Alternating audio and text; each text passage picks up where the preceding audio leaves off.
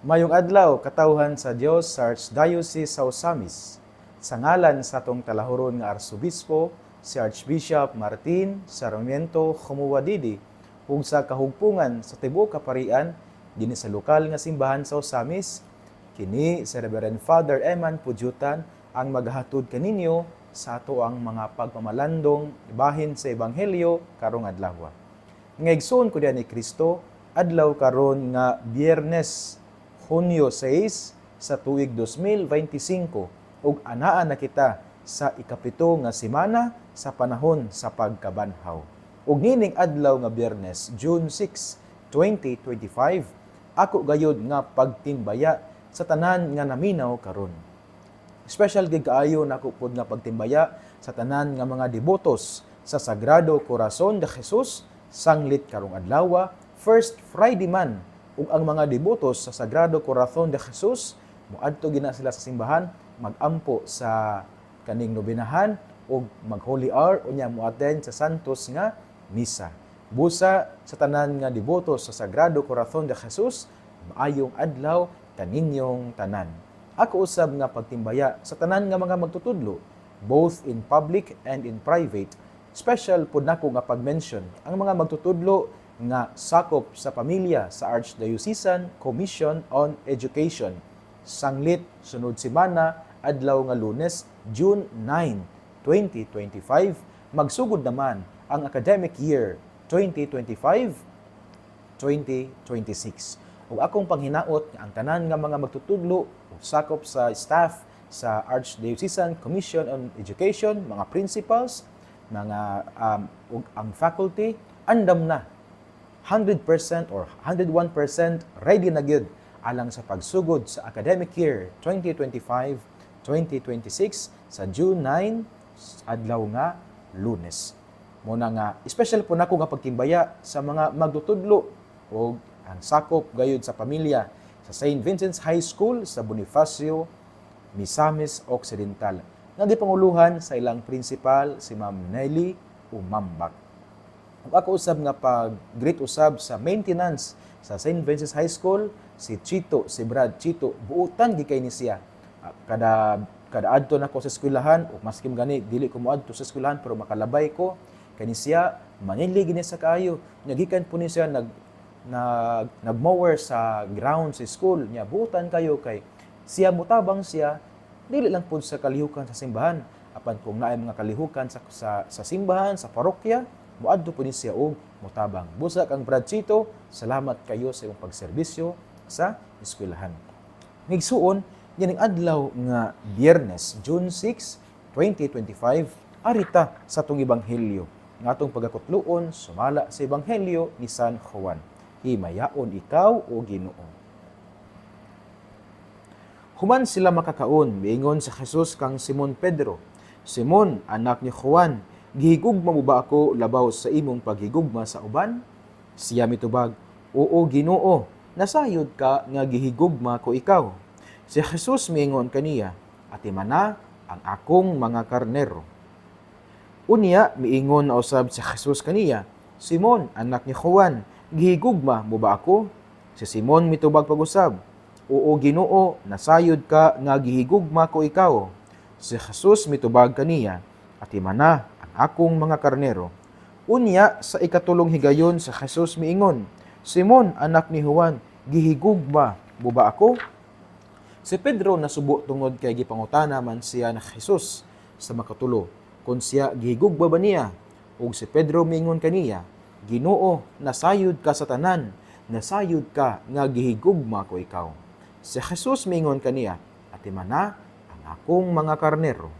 Sultian ko ikaw, sa batan-on ka pa, ikaw ra nagbakos sa imong kaugalingon, ug nakaadto ka sa bisan diin nga gusto mong adtuan. Apan inig katigulang na nimo, idupa mo ang imong mga kamot, ug lain na ang magbakos kanimo, ug dad-on ka sa dapit nga dili mo gustong adtuan.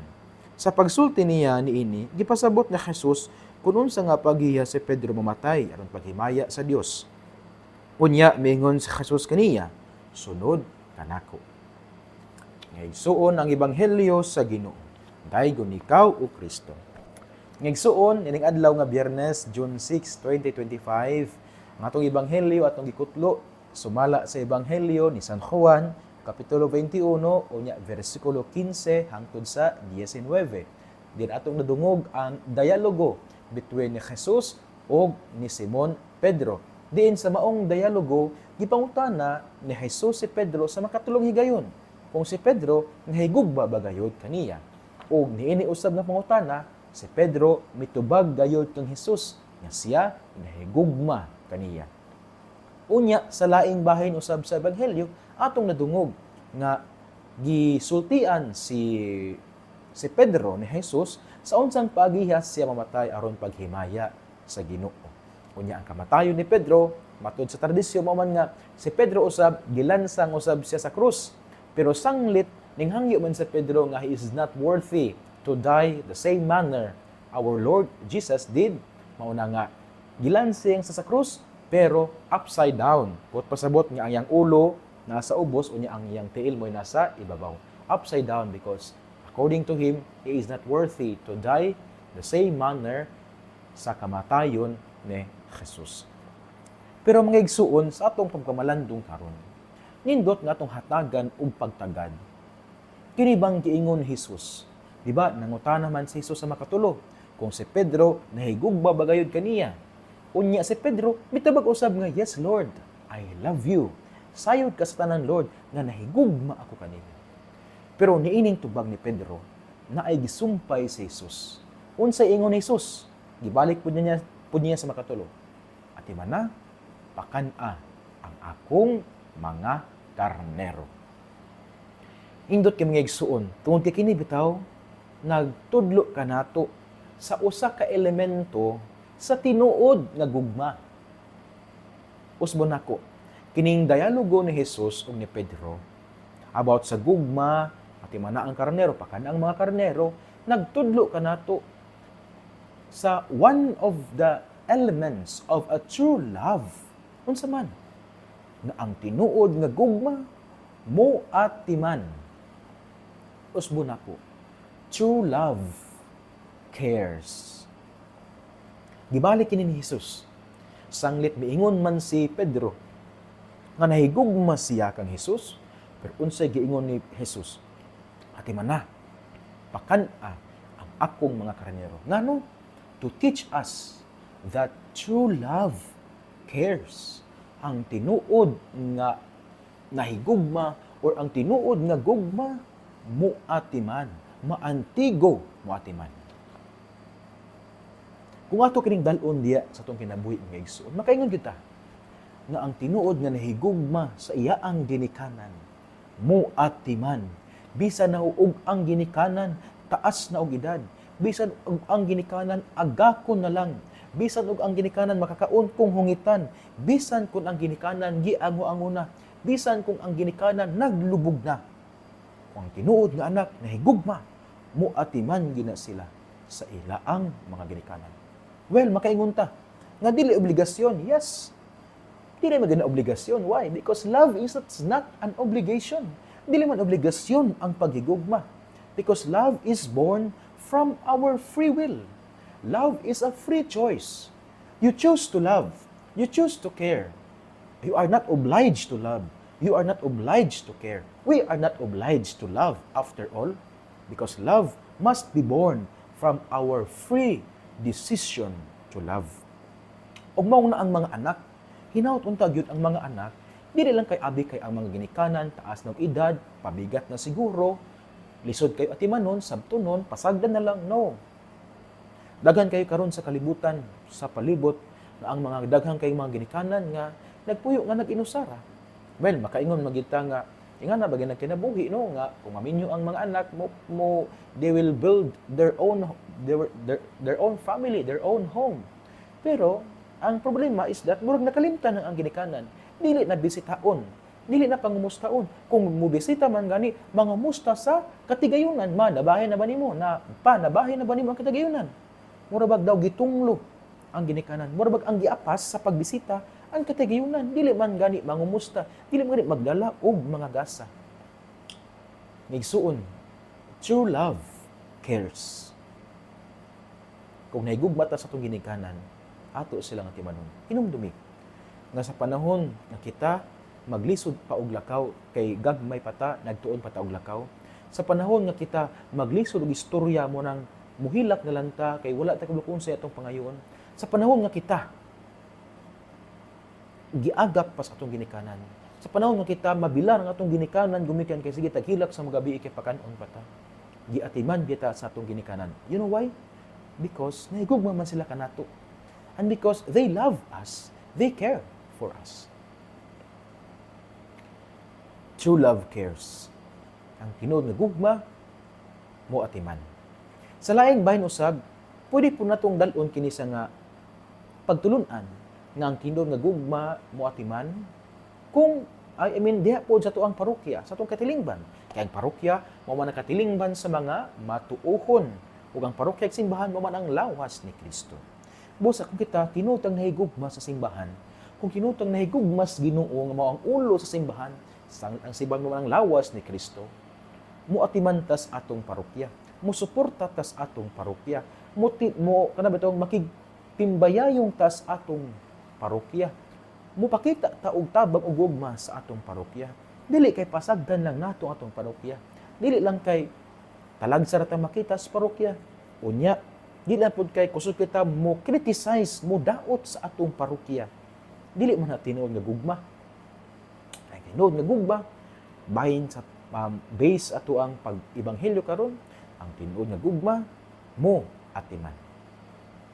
And so if you really love your parish, if you really love the church, if you really love Christ, who is the head of the church, then you should know how to take care of your parish. Mo-cooperate, makitimbayayong, mo-suporta, mo-atiman, because true love cares. Kung ato po siyang dalon mga igsoon diya sa itong kinaiyahan, makaingon po ta. Nga kung kita tinuod nga nahigugma sa itong kinaiyahan, mo-atiman po ta sa atong kinaiyahan. Dili na ito pasagdan ang atong kinaiyahan. Dili na ito pasagdan ang kalibutan kung tinuod nga nahigugma sa kalibutan o sa kinaiyahan. Why? Yes, tinuod nga sa atong kalibutan, we are lumalamay lang ta sa kalibutan. We are pilgrims here on earth. We are pilgrims of hope here on earth. Pero wala nagpasabot nga atong pasagdan na nato ang atong kinaiyahan. Sangit dili man ta magdugay sa kalibutan, mo na ato lang pasagdan ang kinaiyahan. No.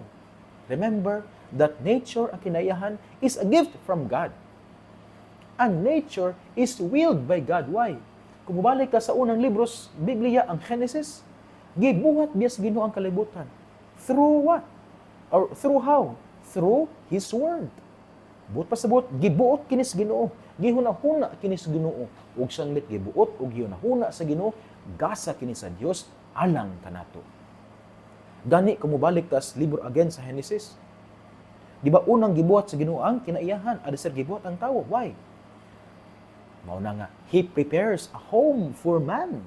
Aron ang tawo na ay kapuy-an, aron ang tawo mulambo, mutubo. Because nature is a gift from God. Ug sanit gasa kini sa Dios, kinahanglang higugmaon sa tawo. Unang subo kayo nga makit-an bitaw nga naay mga uban nga pataka og labay sa basura, pataka og labay sa wrapper silang candy, pataka og labay sa panit sa saging, pataka og labay silang basura. Ako kapilagi ko makakita puno, nga masakitan po ko, especially kung muani bitaw ko sa Osamis gikan sa Bonifacio, nga kung asa ko na-assign, especially kung Tuesday kay naman may weekly gathering nga mga kaparian dinhi sa balay sa Arsobispo. Mangahan mi every Tuesday alang sa mong weekly gathering. Magdula kami basketball, unya at 6 in the evening, mag-prayer kami, and then afterwards, manihapon, and then afterwards, mangapi. Nya, kung padulong ko sa Osamis from Bonifacio, sige kung makasunod og sakyanan ba nga, pataka og bitaw labay ko ang driver o pasahero, pataka og labay sa mga basura ba? Kay hindi sa wrapper, panis saging, basura nga, ilang kinan-an, nga giputos og sulfit, ilabay nila sa dalan. Unsay pagtuo sa dalan, basurahan? Di na bagit kibulo mo tago na lang sa basurat, ibutang na ka silang bulsa, nya ibutang og cellophane, unya kung makabantay og nya basurahan yes dadalan, di na ilabay. Kung ilabay gud sa dalan. Tungod kay wala man nahigugma sa kinaiyahan. Ngano? Kay dili man kibulo mo atiman sa kinaiyahan. Ngigsuon, true love cares. Kung kita tinuod nga nahigugma sa atong kinaiyahan, ato kining atimanon. Because, again, true love cares. Ngigsuon, din hinalakukutob sa akong pagmalandong karon. Di lang to kalimtan nga ang pulong sa Dios ang ngay natong paminawon, dalon diya sa pagampo o paningkamutan nga puy-an diya sa atong kinabuhi. Kay bulahan kayo ang tawo nga naringkamot nga magpuyo sa mga pulong ni Jesus. Sama siya sa usa ka kahoy nga gitanom daplin sa sapa kansang dahon dili gayud malaya. Unya tiempo sa timbunga siya mohatag og maayong mga bunga. Ngigsuon ugma na usab kita magkatapok niining ato ang pulpitos kahanginan, ang radyo sa simbahan, ang GXDD aron mamalandong kita sa pulong sa Ginoo. Uban sa pangiliya sa atong mahal nga inahan, nga gisangpit nato ang mga misamisnon nga Berhen sa Kota, ang Dios unta magapanalangin kaninyo kanunay sa ngalan sa Amahan ug sa Anak ug sa Espiritu Santo. Amen. Mag-amping mayong adlaw ug ki Dios li siyempre bendiga.